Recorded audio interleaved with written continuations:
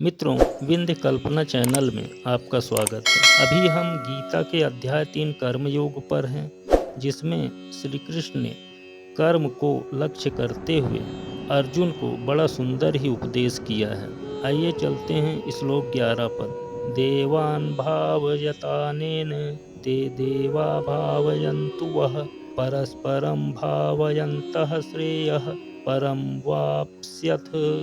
कुछ संस्कृत शब्दों के अर्थ। भावयता यानी प्रसन्न करके, भावयंतः यानी एक दूसरे को प्रसन्न करते हुए, भावयंतु यानी प्रसन्न करेंगे, परम यानी परम, अवाप्स्यत यानी तुम प्राप्त करोगे। अर्थात श्री कृष्ण अर्जुन से कहते हैं, यज्ञों के द्वारा प्रसन्न होकर देवता तुम्हें भी प्रसन्न करेंगे और इस तरह मनुष्यों तथा देवताओं के मध्य सहयोग से सबों को संपन्नता प्राप्त होगी।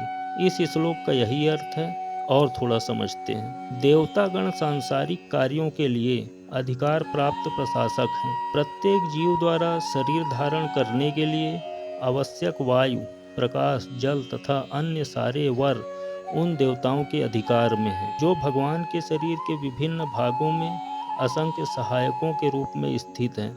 उनकी प्रसन्नता तथा अप्रसन्नता मनुष्यों द्वारा यज्ञ की संपन्नता पर निर्भर है। कुछ यज्ञ किन्हीं विशेष देवताओं को प्रसन्न करने के लिए होते हैं, किंतु तो भी सारे यज्ञों में भगवान विष्णु को प्रमुख भोक्ता की भांति पूजा जाता है। श्रीमद् भगवद गीता में यह भी कहा गया है कि भगवान कृष्ण स्वयं सभी प्रकार के यज्ञों के भोक्ता है। भोक्तारम यज्ञ तपसाम। अतः समस्त यज्ञों का मुख्य प्रयोजन यज्ञपति को प्रसन्न करना है। जब ये यज्ञ सुचारू रूप से संपन्न किए जाते हैं तो विभिन्न विभागों के अधिकारी देवता प्रसन्न होते हैं और प्राकृतिक पदार्थों का अभाव नहीं रहता।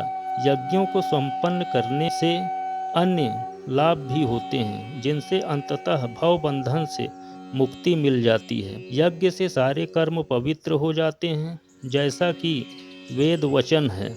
आहार शुद्धौ सप्त शुद्धि सत्व शुद्धौ ध्रुवा स्मृति स्मृति लंभे सर्व ग्रंथीनाम विप्रमोक्षः।